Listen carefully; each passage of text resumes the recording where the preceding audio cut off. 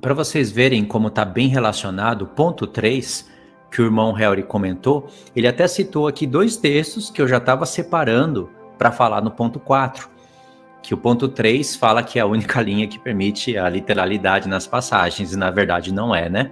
Aí o ponto 4, olha como ele está bem ligado com o ponto 3, já dando para a gente um caminho para o ponto 5. O ponto 4 diz assim: o pré-tribulacionismo distingue claramente entre Israel e a igreja e os seus respectivos programas. Vamos pôr essa afirmação à prova. Não é só uma afirmação dele, é uma afirmação praticamente 100% dos pré-tribulacionistas, mas vamos pôr essa afirmação à prova. Existe uma separação entre Israel e a igreja? Existe. Qual é a separação? A terra de Israel e os judeus lá que creem 100% no Talmud e desprezam a própria Torá por causa do Talmud. Então, a única separação entre Israel e a igreja é o próprio Israel, a localização e a incredulidade deles. Mas fora isso, não há separação entre Israel e a igreja. A igreja é o Israel de Deus. E aqui tem alguns textos que eu posso ler no celular mesmo para ganhar tempo.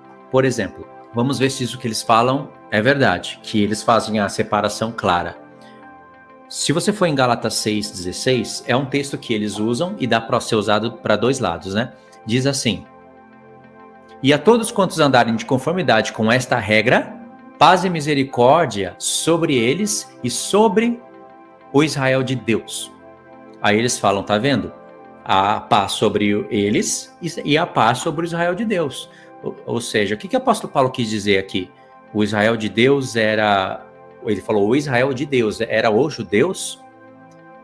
Aí, sabe, nesse texto aqui, junto com um outro, eles fazem uma separação, assim como eles separam tudo. Primeiro, a vinda de Cristo como ladrão em etapas, a vinda de Cristo, a própria vinda em etapas, a vinda como ladrão em etapas, a ressurreição em etapas. Para dar certo a linha deles, tudo tem que ser separado em etapas, embora o apóstolo Paulo não tenha falado em metade de um verso que isso seria em etapas. Pelo contrário, ele fala em um só momento. Aí aqui, o que o apóstolo Paulo quis dizer? Se você volta ao contexto, olha o que ele quis dizer. Verso 11, vede que com letras grandes vos escrevi do meu próprio punho, todos os que querem ostentar-se na carne, esses vos constranja, vos circuncidades, o assunto é circuncisão, somente para não serem perseguidos por causa da cruz de Cristo. Pois nem mesmo aqueles que, veja que essa coisa que Paulo está falando aqui, é a mesma hipocrisia na qual Pedro, coluna da igreja, caiu e que foi reprovado em Gálatas 2. E há uma ponte daqui para Gálatas 2. Por isso que eu mencionei isso. Verso 13. Pois nem mesmo aqueles que se deixam circuncidar guardam a lei, antes querem que vos circuncideis, para se gloriarem na vossa carne. Mas longe de mim gloriar-me, senão na cruz do nosso Senhor Jesus Cristo, pela qual eu estou crucificado, para a qual o mundo está crucificado para mim e eu para o mundo.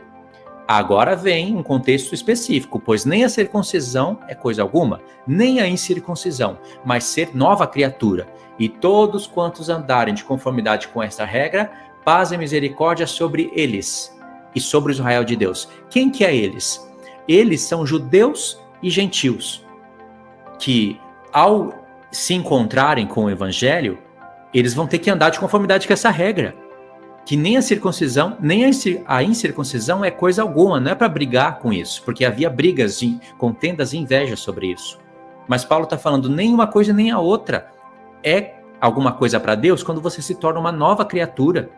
E aí o assunto da circuncisão é muito amplo e também muito importante. Envolve obras da lei, estar debaixo da lei e todas as questões que Paulo explicou dentro dessa carta que serviriam de aio para conduzir a Cristo.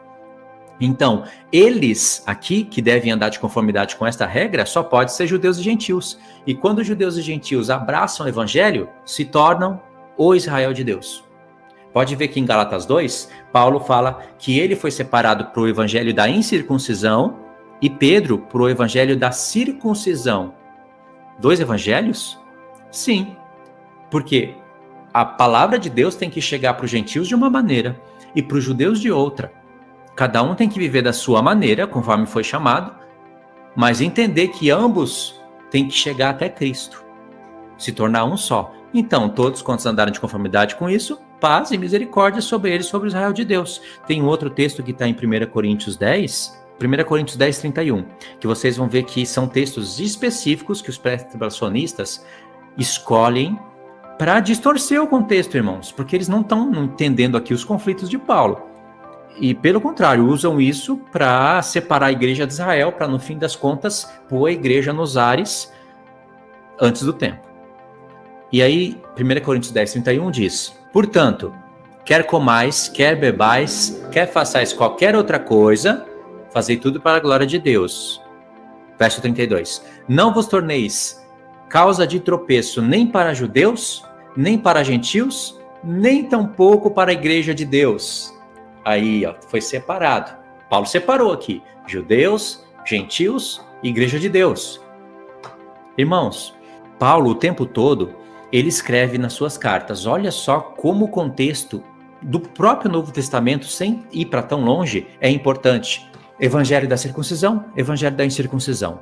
Judeus e gentios. Paulo fala, em próprio Gálatas mesmo, ele faz uma saudação à igreja dos judeus, que estava na Judéia, aí ele fala à igreja dos gentios. Você vê, havia realmente dois povos. O evangelho de duas maneiras, sendo pregado para um objetivo. Depois que o evangelho chegar na mente desses dois povos, eles tinham que manter o vínculo da paz, que está em Efésios 4. Há um só Deus, um só Espírito, um só Pai, Deus de todos. Eu não lembro do texto exato, mas são 7 coisas que Paulo fala, tentam manter o vínculo da paz. Isso ele está falando especificamente para judeus e gentios, para não ficarem em guerra, porque o judaísmo provocava guerra entre eles. E Paulo está falando que não pode ser provocada essa guerra, que Cristo tirou, o muro da separação, ele quebrou. Efésios 2, irmãos. Aliás, em Efésios 2, Paulo fala que os gentios fazem parte da cidadania de Israel.